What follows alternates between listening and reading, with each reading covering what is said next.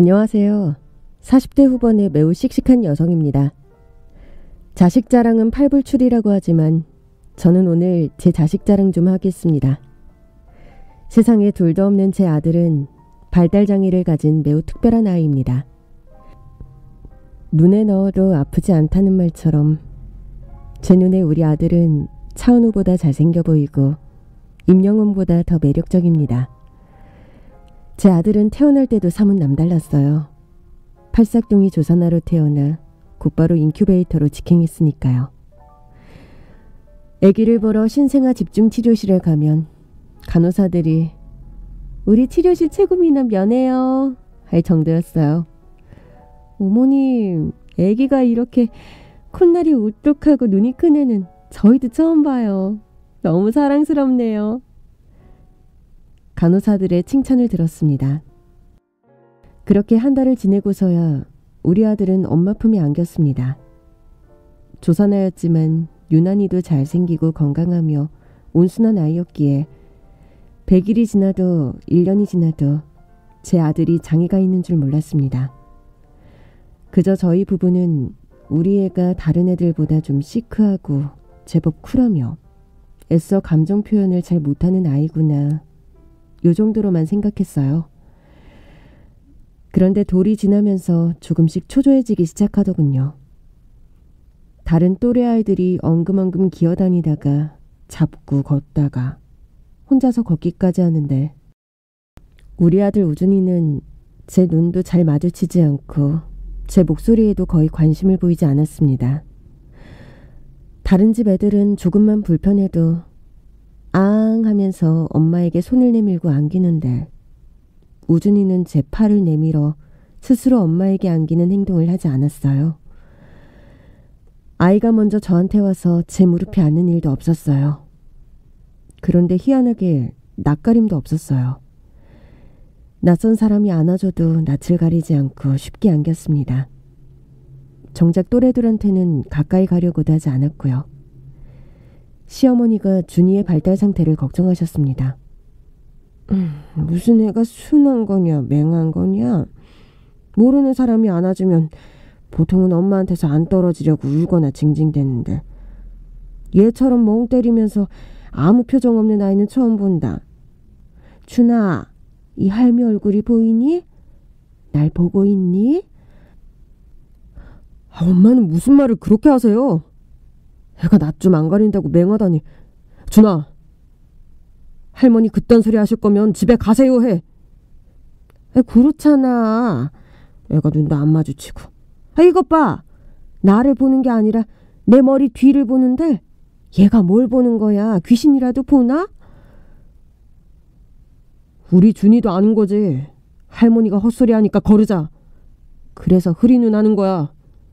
이놈의 자식이. 엄마가 애를 한두 번 봤니? 이렇게 멍하고 세상 무관심한 애는 처음 봐. 머리에 이상 있는 거 아니야? 우리 아들 시크해서 그래 엄마. 애가 안 울고 순둥순둥. 난 좋기만 하고만. 좋긴 뭐가 좋아. 얼른 애 데리고 병원에 가봐. 저도 아이가 무표정한 얼굴로 애착 행동을 하지 않아서 신경이 쓰였습니다. 그래서 아이가 3살이 됐을 때 병원에서 정밀검사를 받았는데 자폐 진단을 받고 제 인생이 송두리째 바뀌었습니다. 사실 솔직히 말씀드리면 어느 정도 예상은 했었어요. 하지만 차마 입 밖으로는 꺼내고 싶지 않았어요. 인정하기 싫은 마음이 컸습니다. 어쩌면 무서웠는지도 몰라요. 자기 아이가 장애가 있다는 걸 상상해본 부모가 얼마나 되겠어요. 저 역시 그랬습니다. 그런데 공식적으로 자폐 판정과 발달장애 판정을 받고 관련 서류를 받아들었을 때는 더 이상 거부할 수가 없더군요. 하늘이 무너지는 기분이었습니다. 준이가 자폐아라는 판정에 시어머니와 남편이 제 탓을 하기 시작했습니다. 자폐 그거 유전 때문이잖아. 마치 시원찮아서 그런 거야. 대체 너는 뭘 하고 다녔길래 청상아를 낳지도 못해? 어머니, 유전적인 게 원인이라는 말이 부모에게 유전자를 물려받는다는 의미가 아니라 유전자가 정상 기능을 못해서 발생한다는 뜻이래요. 그러니까 부모 유전자 때문에 그런 게 아니라고요. 뭔 소리야. 그 말이 그 말이지. 우리 집안 핏줄에 저런 불량품은 없었어. 그러니까 원인이 애미한테 있는 게야. 이래서 결혼 전에 건강진단서 떼우라고 해야 한다니까. 집안에 무슨 유전병이 있는 줄 알고. 우리가 속았네 속았어. 어머니, 근거 없는 말씀하지 마세요. 저희 집안에 유전병 없고요. 손자한테 불량품이라뇨. 애 앞에서 그런 말 하지 마세요. 조금 늦는 것뿐이에요. 불량품을 불량품이라고 하지? 내가 틀린 말 했니? 아이고 속 시끄럽다. 애를 낳아도 꼭 치 닮아서 털 떨어진 애를 낳고 뭐 잘했다고 큰소리야 큰소리는. 네, 우준이는 자폐아가 맞고요. 발달 장애아이기도 합니다. 근데 그건 우준이의 잘못도 저의 잘못도 남편의 잘못도 아니잖아요. 우리가 선택한 운명이 아니란 말입니다. 하지만 시어머니는 우리 아들이 실수로 태어난 불량품이라며 할 수만 있다면 고아원이라도 애를 내다버리라는 둥 거침없이 폭언을 했습니다. 그럴수록 저는 방긋 웃지도 까르르 다지러지지도 않는 아들의 머리를 쓰다듬으며 맹세했습니다. 우준아, 너는 절대 불량품이 아니야. 너는 하늘에서 준 귀한 선물이야. 엄마는 널 포기하지 않을 거야. 우리 천천히 함께 이 세상을 살아나가자. 살다 보면 뜻하지 않은 고난, 시련, 역경과 맞닥뜨리게 되는데 그럴 때일수록 가족의 응원과 지지, 사랑이 큰 힘이 되잖아요. 그 어느 때보다 절실하게 남편이 필요했습니다. 아이 때문에 불안하고 두렵고 안쓰럽고 속상한 제 마음을 남편이 공감해주고 서로 위로가 되어주길 간절히 바랐습니다. 그런데 남편은 한숨만 푹푹 내쉬고 장애를 가진 아들을 거부하고 받아들이지 못했어요. 마치 만지면 감염이라도 되는 양 아이를 안아주지도 같이 놀아주지도 않았고 심지어 아이를 부끄러워했습니다. 점점 아이를 데리고 병원에 가는 것도 핑계를 대면서 슬슬 피했습니다. 그러면서 남편은 자기만의 시간은 유독 열심히 즐겼습니다. 금싸라기 땅 시내 번화가에 31가지 아이스크림 가게와 커피콩 카페를 운영하는 자영업자였던 남편은 마음만 먹으면 시간을 낼 수 있는 상황이었음에도 아이에게 시간을 내어주지 않았습니다. 대신 동창 모임, 골프 모임, 지역 라이온스 클럽 모임에 자신의 시간을 할애했고 저와 아이에게는 무관심으로 일관했습니다. 저는 정말 서운했고 외로웠습니다. 남편의 관심과 따뜻한 말 한마디를 듣고 싶었습니다. 제가 눈물로 호소했지만 저희 모자를 모른 척 외면하는 남편의 등은 얼음처럼 차갑고 싸늘하더군요. 피곤해. 나더러 어쩌라고. 내가 애랑 놀아준다고 자폐가 없어지길래? 정상이 되길래? 내가 지혜빈 줄도 모르는데 뭘 어떻게 하란 말이야? 모르긴 왜 몰라? 애가 늦어서 그렇지 다 알아. 표현이 더뎌서 그렇지 다 느껴. 의사 선생님이 지금 아이와 더 깊은 감정을 교류하지 않으면 영원히 말을 못할 수도 있다잖아.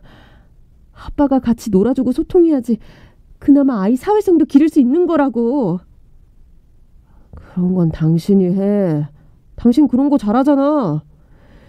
나는 돈 벌어다 주면 되는 거 아니야? 병원비, 교육비 다 내가 내고 있는데 그럼 됐지 뭘 그래? 제발 닭달만 하지 말고 내 생각 좀 해줘. 나도 집에 오면 그냥 좀 쉬자. 가정을 지키는 게 가장의 일이잖아. 제발 당신도 우준이를 위해서 노력을 해야 하는 거 아니냐고. 내가 이래서 집에 들어오기 싫다니까. 맨날 징징대는 마누라 너 같으면 좋겠냐? 남편은 저의 간청과 애원을 징징대는 거라며 일축했고 오히려 시어머니와 함께 아이를 쫓아내려고 하더군요.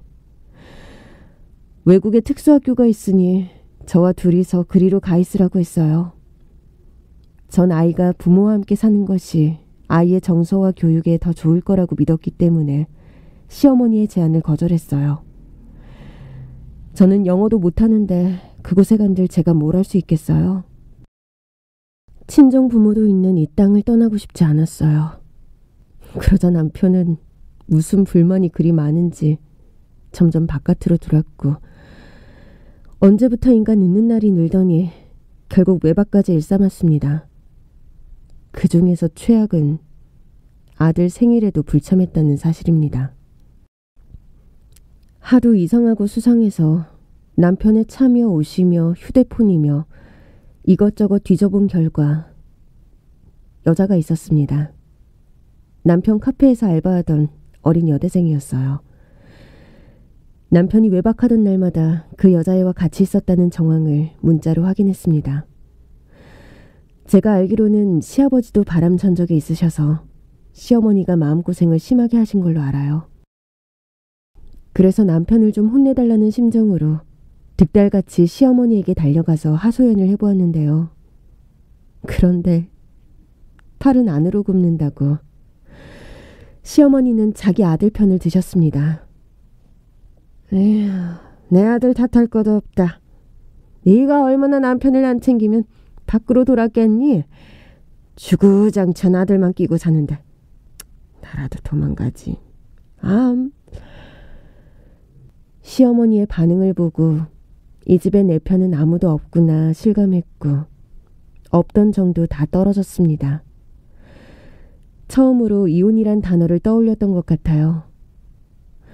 사실 아들을 혼자 돌보고 양육하고 있어서 남편이란 존재가 유명무실한 상태였거든요. 그래도 선뜻 혼자 아이를 키울 생각이 안 생기더라고요.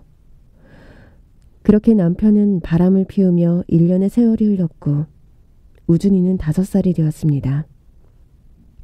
병원에서는 자폐 원인을 모른다고 했지만 저는 내심 시어머니가 한 말이 맞는 게 아닐까 하고 두려웠습니다. 내가 잘못 낳아서 잘못 키워서 내가 평소 강박적인 습관이 있어서 우준이가 자폐인 건 아닐까 하는 죄책감이 제 심장을 짓눌렀습니다. 그렇게 멘탈이 바사삭 부서져 갈 때 제 멘탈을 아예 완전히 갈아버리는 사건이 발생했어요. 어느 날 갑자기 시어머니가 조용히 저를 부르시더군요. 아들을 데리고 시댁에 갔더니 남편과 그 어린 여자가 함께 앉아 있었습니다. 여자애는 생각보다 앳돼 보였는데 많아봤자 22 정도로 보였습니다. 곁눈질을 해서 보니 배가 불룩하니 산만하게 솟아올라와 있더군요. 누가 봐도 산딸이 얼마 남지 않은 임산부의 몸이었습니다. 저는 크게 놀라기는커녕 올 것이 왔구나 하는 담담한 마음이었습니다.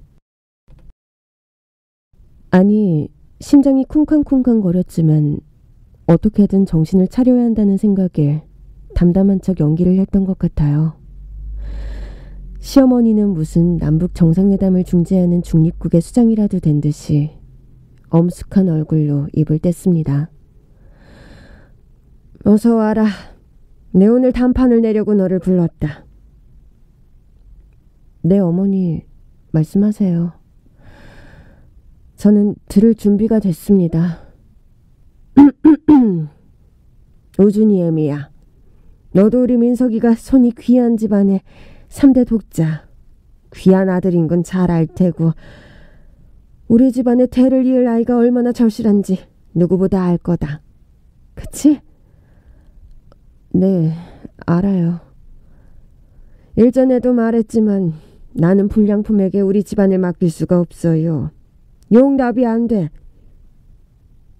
말 함부로 하지 마세요. 불량품 아닙니다. 넌 아니라고 해도 세상에 나가봐라. 저게 정상이라고 하겠니? 너한테서 둘째가 태어나는 것도 무섭다. 또 저런 괴물이 나올지 누가 알겠어? 시어머니는 갑자기 조선시대 사대부 집안의 안주인에게 빙의 된 것처럼 당당하게 칠거지악을 입에 담았습니다. 시대가 어느 때인데 아직도 칠거지악이라니. 어이가 없었지만 시어머니에게도 저를 내쫓을 명분이 딱히 없었기 때문이겠죠.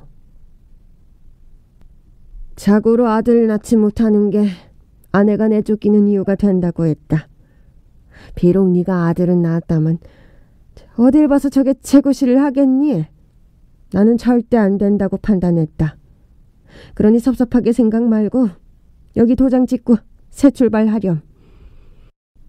시어머니가 내미는 이혼 서류를 받아들고 남편의 눈을 사정없이 노려보았습니다.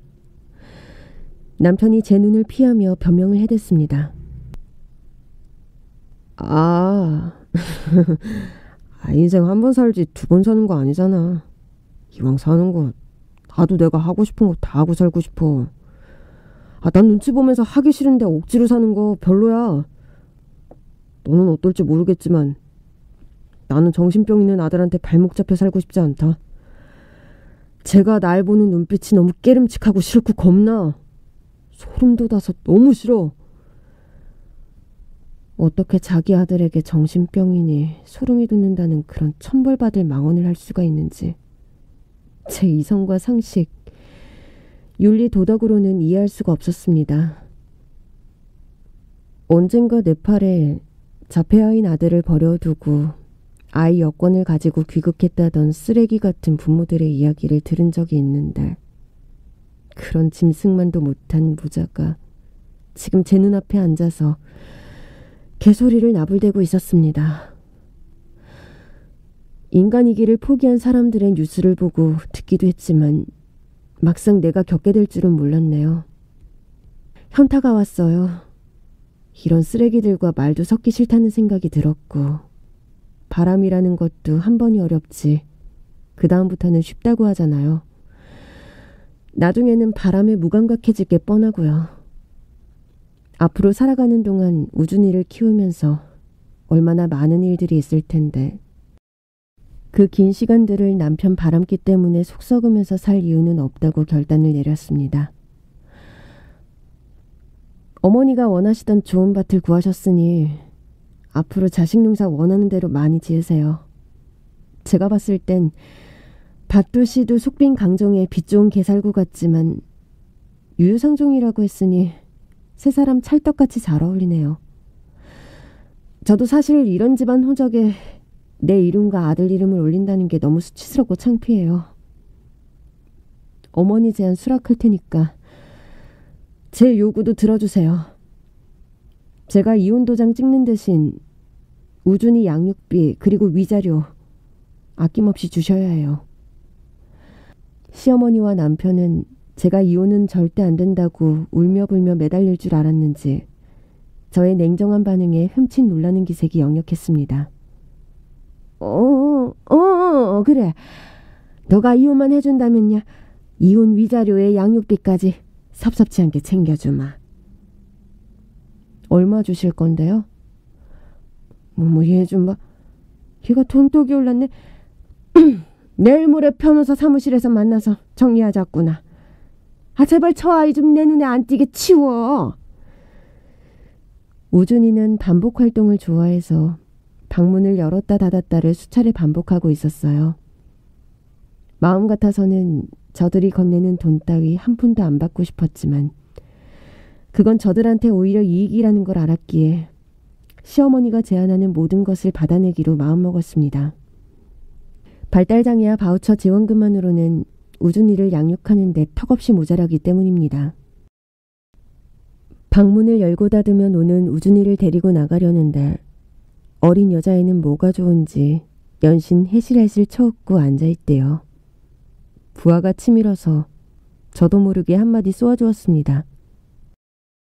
뭐가 그렇게 좋아요? 남의 가정 파탄내니까 웃음이 나와요? 남의 집 아들 쫓아내니까 행복해요? 아직 대학도 졸업 안 한 것 같은데 정신 똑바로 차려요. 만삭의 여자애는 남편의 팔을 잡고 몸을 기울이면서 교태 어린 투정을 부렸습니다. 오빠, 저 아줌마 무서워. 저희는 더 무섭고. 오빠, 태교에 안 좋을 것 같아. 우리 아기 눈 감아, 얼른! 하면서 남편이 오른손으로 그 여자의 눈을 가려주었습니다. 쌍으로 꼴값을 떨더군요. 어린애 협박하지 말고 볼일 다 봤으면 이만 꺼져줄래? 그래, 꺼져줄게. 얼마나 잘 사는지 두고 보자. 어린 여자애는 눈에 뵈는 게 없으니 용기가 생겼는지 한마디를 하더군요. 아줌마, 꺼지세요. 아, 저 아이는 남편과 똑같은 수준의 아이구나 싶었습니다. 저런 걸 천생연분이라고 하겠죠? 인성 쓰레기들의 결합. 그 쓰레기들 사이에서 태어날 아기가 어떻게 자랄지 눈에 선했습니다.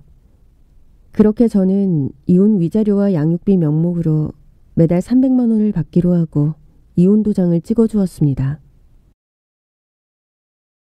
이혼을 하고 혼자가 된 저는 자폐아를 위한 특수학교가 있는 지역으로 이사를 갔어요. 반복되는 일상에 작은 변화만 생겨도 민감하게 반응하는 유준이가 새로운 환경에 적응하기까지 꽤 힘들었습니다. 자폐아를 위한 특수학교 원장님이 자폐증은 치료될 수 있다고 자신있게 말씀하셔서 저는 지푸라기라도 잡는 심정으로 아이 발달에 뭐가 좋은지 같이 공부하고 양육 환경을 만드는데 최선을 다했습니다.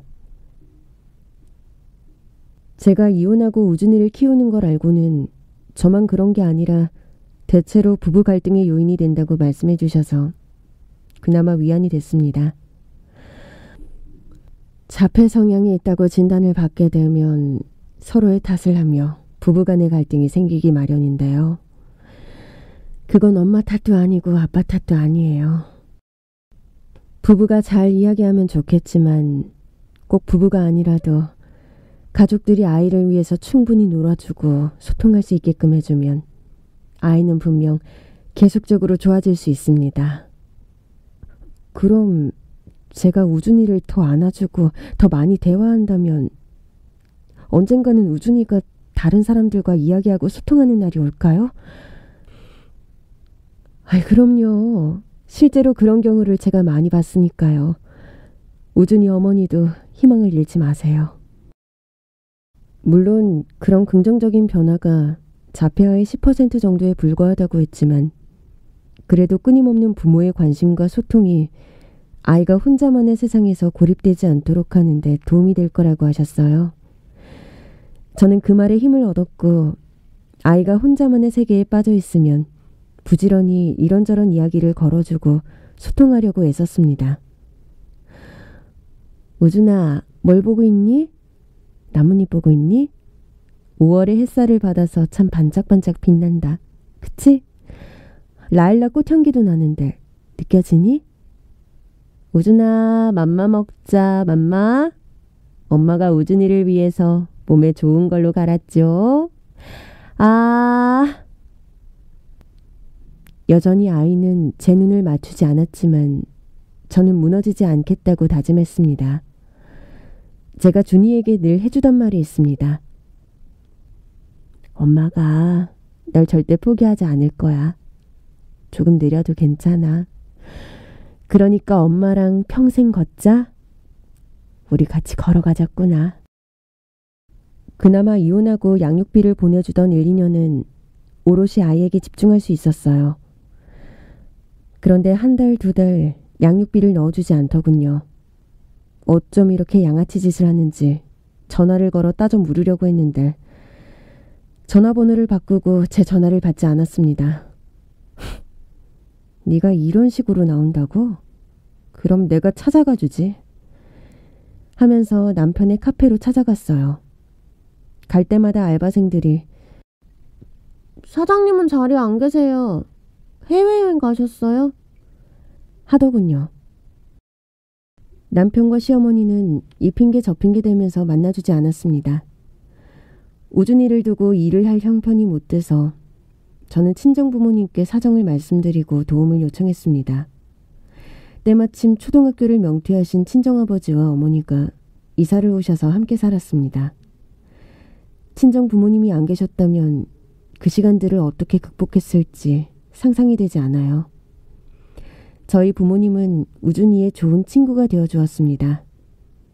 우준이는 주변에 누가 있든 간에 눈도 쳐다보지 않는 아이였는데 가족들의 따뜻한 돌봄으로 점점 변하기 시작했습니다. 특수학교에도 입학한 우준이는 매주 4일 6시간씩 비슷한 증상이 있는 또래 아이 2~3명과 함께 놀이, 음악, 미술, 행동, 언어 수업을 받았습니다. 눈이 오면 눈썰매를 타고 놀고 불을 피워 군고구마도 먹고 강아지, 말, 닭 냄새도 맡고 만져도 보고 그러면서 1년 만에 우준이의 행동이 눈에 띄게 좋아졌습니다. 문제 행동은 줄고 언어, 인지, 신체 기능 모두 좋아졌어요. 우준이는 여전히 반복 활동을 좋아했고 공룡이나 자동차를 줄 세우면서 노는 걸 특히 좋아했어요. 놀이를 방해하면 우준이가 심하게 스트레스를 받아서 그냥 하고 싶은 대로 놔뒀습니다. 하지만 놀이터에 나가거나 공원에 산책을 할 때 친정 부모님과 저는 우준이에게 끊임없이 이야기를 하면서 아이의 사회성을 기르기 위해 최선을 다했습니다. 그렇게 우준이는 특수학교에서 3년 정도 치료를 받고 초등학교는 1년 유예해서 9살에 입학했습니다. 처음 입학하려고 알아본 초등학교 교장이 우준이를 보지도 않고 서류만 보고서 이러더군요. 저희 학교는 자폐성 장애인을 받을 수가 없습니다. 아이가 돌발 행동을 할 수 있어서 어렵겠네요. 아이가 치료를 해서 언어적으로 소통하는데 전혀 문제가 없습니다. 우리 애와 이야기를 해보시면 아실 거예요. 제발 일반 학교에 다닐 수 있도록 허가해 주세요. 교장은 더 이상 말할 가치도 없다는 표정으로 고개를 절레절레 가로저었습니다. 특수학교 선생님의 소개로 우준이를 받아주는 초등학교를 찾아갔습니다. 우준이는 치료 덕분에 언어적으로 소통하는 데는 크게 문제가 없었고 외모도 귀엽게 잘생겨서 또래 친구들에게 인기도 많았습니다. 전 남편이라는 사람은 여전히 양육비를 보내지 않았고 저는 우준이가 학교에 가 있는 동안 할 수 있는 편의점 알바나 식당 설거지를 하면서 생활비를 벌었습니다.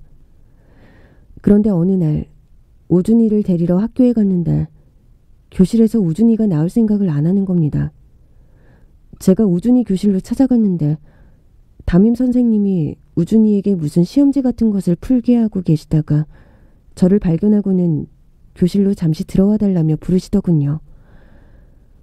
우리 애가 혹시 돌발 행동을 했나 싶어서 조마조마하는 마음으로 선생님 책상 앞에 있는 의자로 가서 앉았습니다.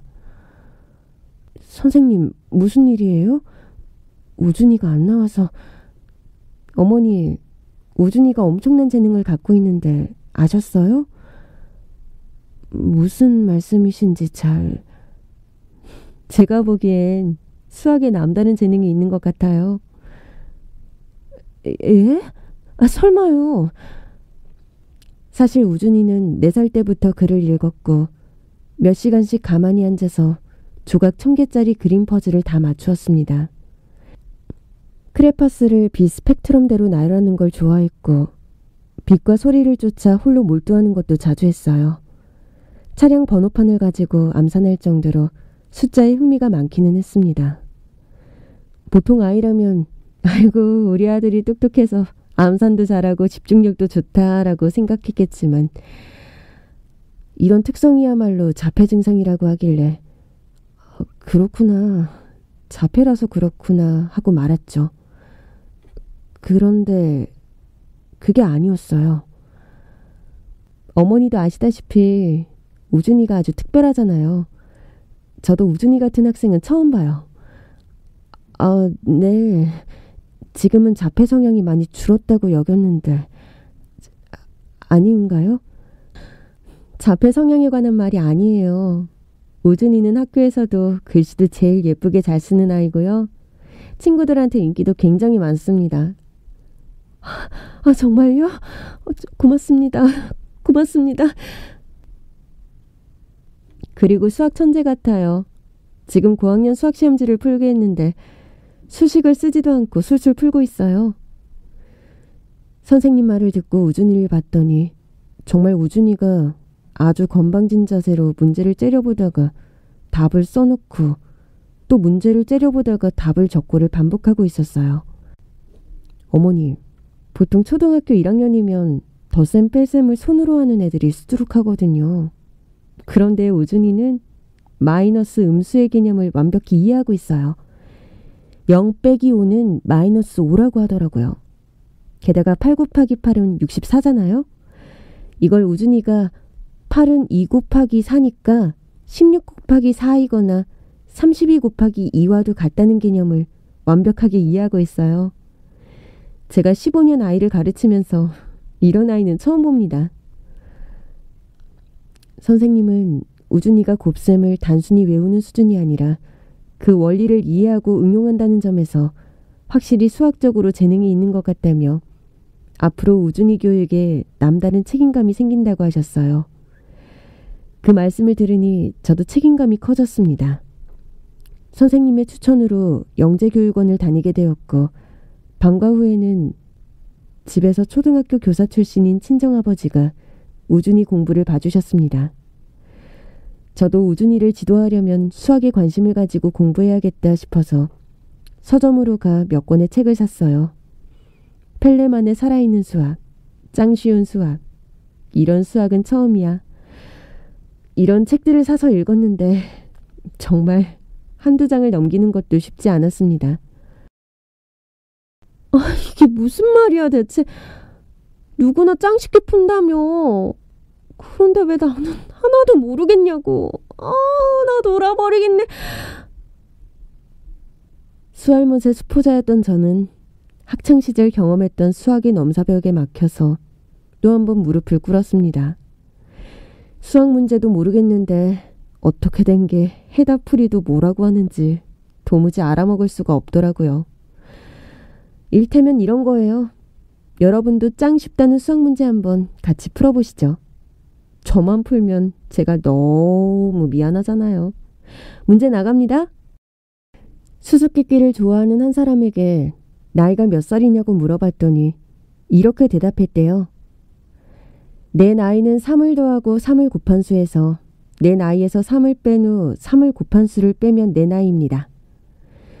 이 사람은 과연 몇 살일까요? 아시겠나요?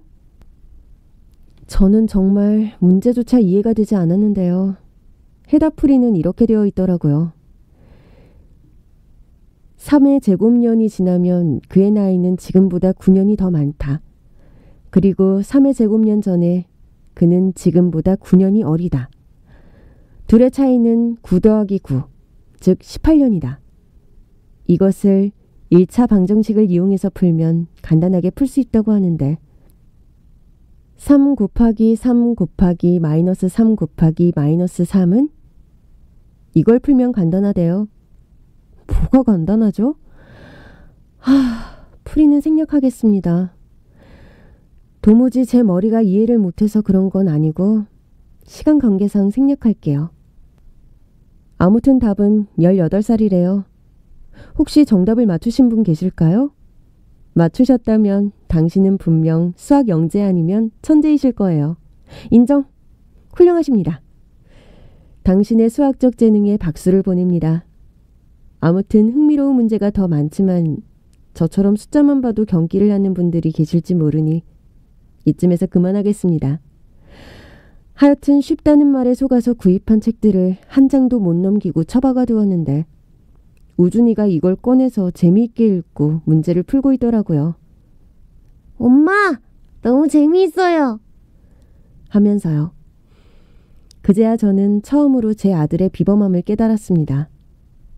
이 아이는 천재다. 수학 천재.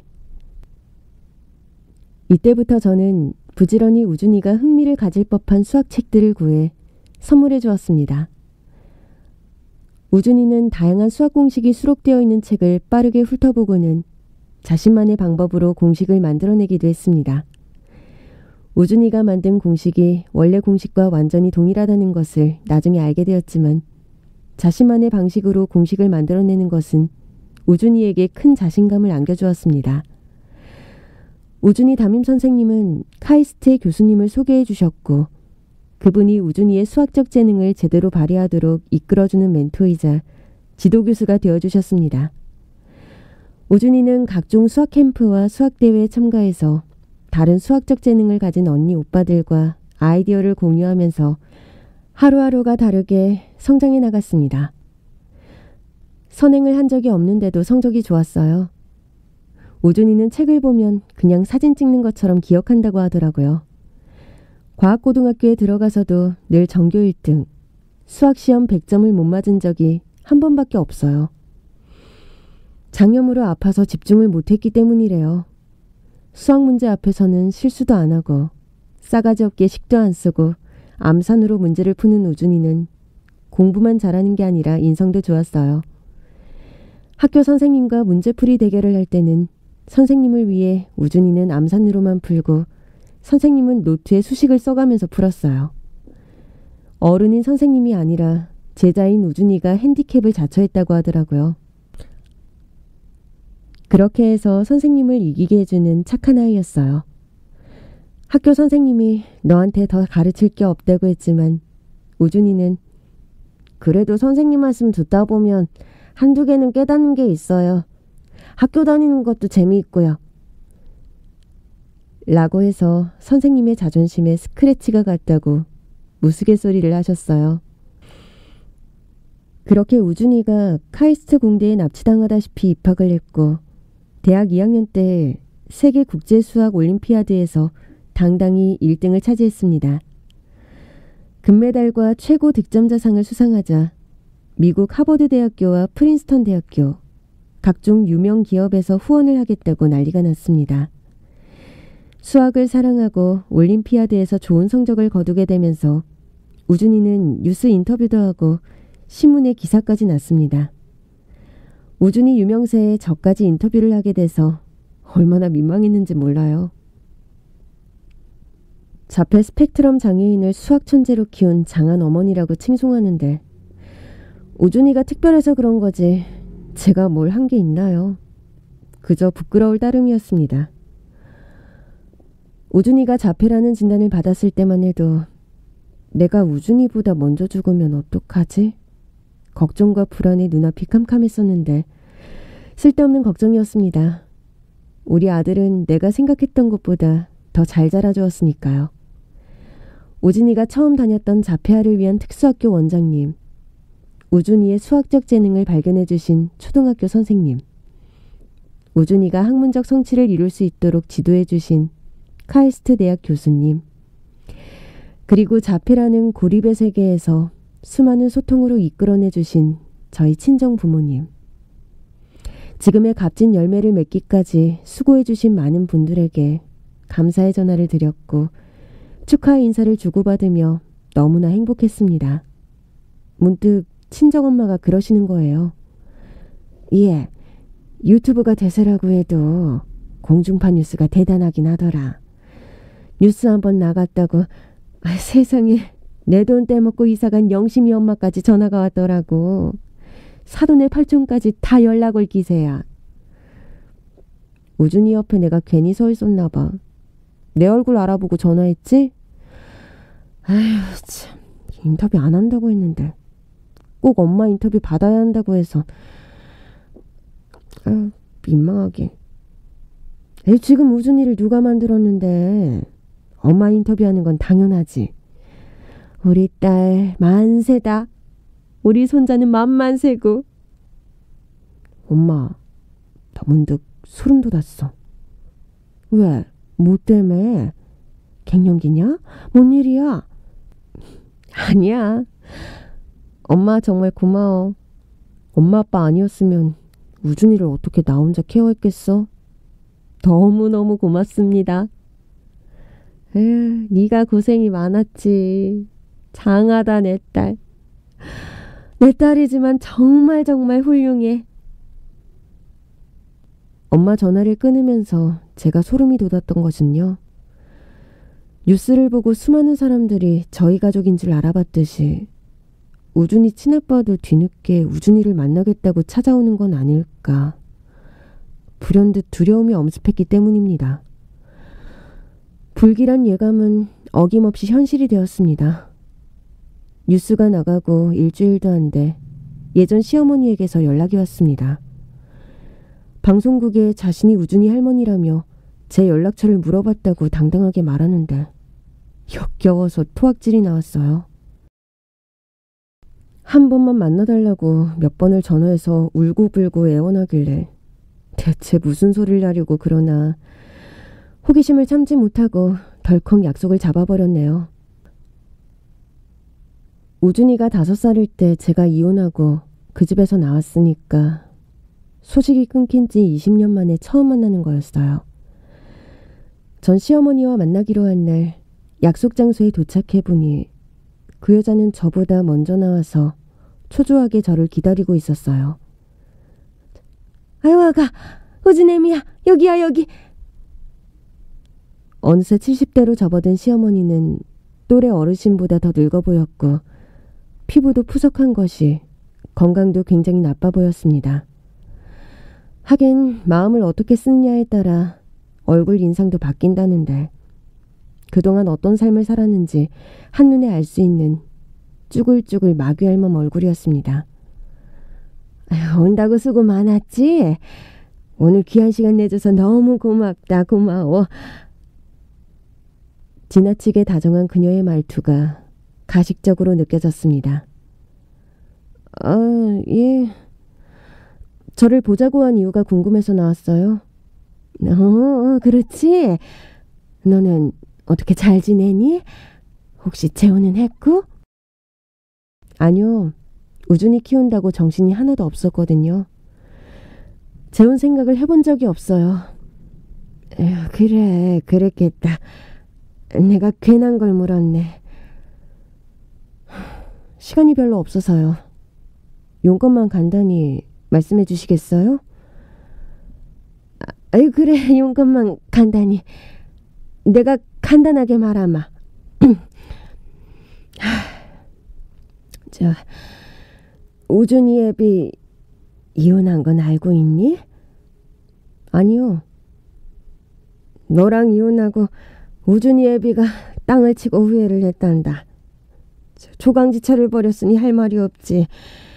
참, 아이고, 새아기하고는 10년 전에 헤어졌어. 알고 보니 그 애가 당돌한 것이, 아유, 지금 생각해도 빡친다. 아유, 세상에 어린 것이 이 남자 저 남자 집에 얹혀 살며 통거를 했더라고. 어떻게 알게 됐냐면, 아유, 정말 남새스러워서 어디 가서 말을 못한다. 전 시어머니는 묻지도 않았는데 궁금하지도 않았는데 혼자 쿵짝쿵짝 잠은 자다 패가며 전 남편의 결혼이 어떻게 파토가 났는지 전혀 알고 싶지도 않은 이혼 이야기를 풀어놓았습니다. 아니, 태어난 애가 아무리 봐도 제 아비랑 닮은 구석이 없어서 우리가 다 당황했잖니. 그래도 민석이는 발꾸라기 닮았나 하면서 요래조래 찾아봐도 코털 하나 닮은 구석이 없는 거야. 그래서 내가 몰래 친자 확인을 하려고 했는데 민석이게 또 말리더라고. 그러다가 애가 10살인데도 너무 폭력적이라서 안 되겠다 싶어 내가 몰래 친자 확인을 해보니까 아유 우리 집 핏줄이 아닌 거 있지. 아, 네, 그랬군요. 근데 하나도 안 궁금한데요. 아유, 그래. 그렇지 참. 우준이 애비가 사실 그전부터 너랑 이혼한 걸 반성하고 너와 우준이를 찾아다녔는데 아무리 수소문을 해도 연락이 안 닿아서 엄청 애를 먹었단다. 왜? 얼굴 표정이 왜 그리 떨떠름하냐? 내 말이 거짓말 같으냐? 아니야, 진짜야. 우리가 우준이를 얼마나 찾았는지 몰라. 너는 우준이 애비가 어디서 뭘 하고 사는지 안 궁금하니? 뭐 제가 알아야 할까요? 제 대답은 듣지도 않는지 아니면 최근 몇 년 동안 대화를 해본 적이 없었는지 쉴 새 없이 구구절절 말을 이어갔습니다. 아유, 새아기는 방탕하고 행실이 불량하지. 아직 키우고 있는 애는 치가 아닌데 맨날 사고만 치고 다니지. 손해배상으로 가게 하나를 날렸을 정도야. 얼마나 속이 상했는지. 허구날 술만 푸더니 결국 알코올 중독에 빠져서 지금은 정신병원에 있단다. 아유, 불쌍하고 가여운 내 새끼. 알고 보니 그년이 우리 애를 꼬드겨서 카페까지 지명이로 해놨더라고. 아유, 무딜지 못해서 당한 거야. 그년한테 남의 애를 기른 정신적 피해 보상은 못해줄 망정 우리 집안 재산을 야금야금 못 익혀서는 도망을 가버렸잖니. 아이고 뒷골이야. 전 시어머니는 친자 불을치 이혼 소송을 내서 그동안 지원했던 교육비와 생활비, 위자료를 받으려고 했지만 그 여자는 정작 하늘로 솟았는지 땅으로 꺼졌는지 해외로 튀었는지 콧배기도 찾아볼 수 없었다고 합니다. 게다가 비록 남의 핏줄이긴 하지만 10년을 기른 아이는 어릴 때부터 사고를 수없이 치고 다니더니 결국 사람까지 죽여서 무기징역을 살고 있다고 합니다. 내 팔자가 나빠서 말년에 이렇게 험한 꼴을 다 본다. 예, 그런 넋두리 하시려고 절 보자고 하신 거예요? 아니지. 아가, 내가 얼마 전에 뉴스를 봤는데 뒤가 나오지 뭐냐. 그 아이 우준이 맞지? 내 손자. 그치? 마치 먹잇감을 발견한 호랑이처럼 갑자기 눈을 반짝 빛내며 마귀 할멈이 혀를 놀렸습니다. 이제 국제 머시기 수학 올림픽? 영재들이 대결하는 그런 거라며? 내 그럴 줄 알았다. 얼굴 잘생기고 키 크고 머리까지 좋은 게 딱 우리 집 핏줄이더라고. 저는 뭘 잘못 들었나 싶어서 귀를 후비면서 되물었습니다. 예? 그 여자는 지가 말하고도 민망했는지 아유, 한눈에 알아봤단다 우준이. 내 하나밖에 없는 손주. 저도 모르게 썩은 미소가 지어졌고 시어머니는 제 썩소를 보자마자 무릎을 꿇고 두 손을 모아서 저에게 간청을 하더군요. 애미야, 아유, 내가 잘못했다. 용서해줘. 아유, 이렇게 빌게. 아유, 내 손주 우준이가 보고 싶구나. 제발 만나게 해주렴. 이러지 마세요. 유교를 사랑하시는 분이 장유유서를 무시하셔서 될 일인가요? 저를 엿먹이고 싶으신 거죠?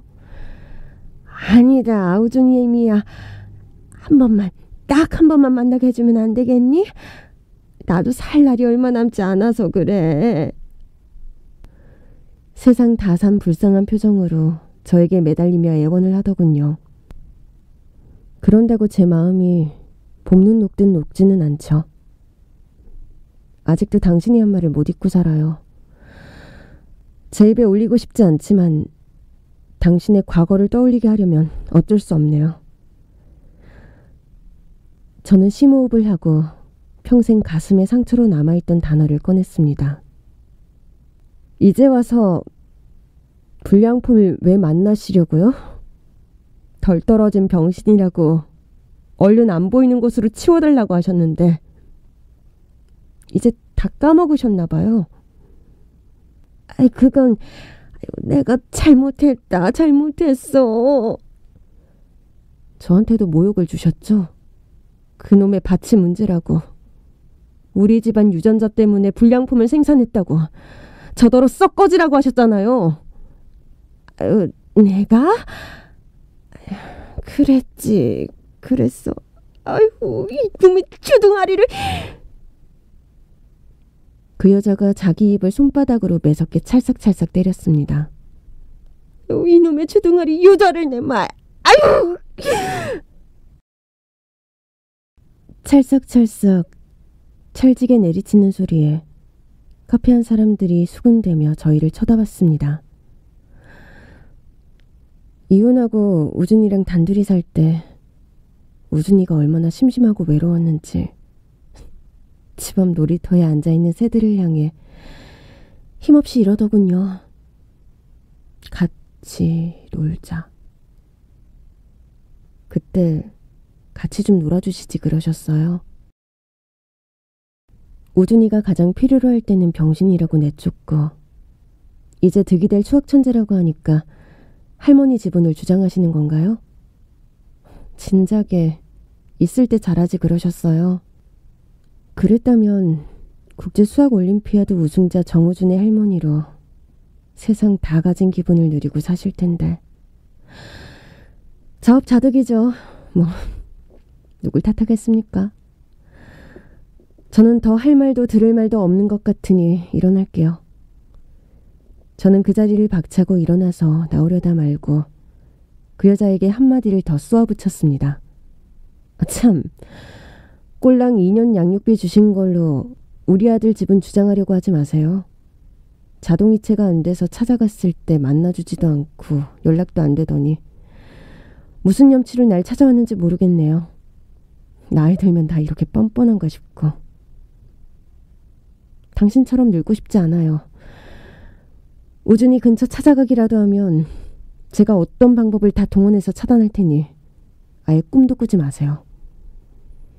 저는 제 목에 칼이 들어와도 절대로 우준이와 그들을 만나게 하지 않을 거예요. 우준이는 미국 하버드 대학교 대학원에서 공부를 계속할 계획입니다.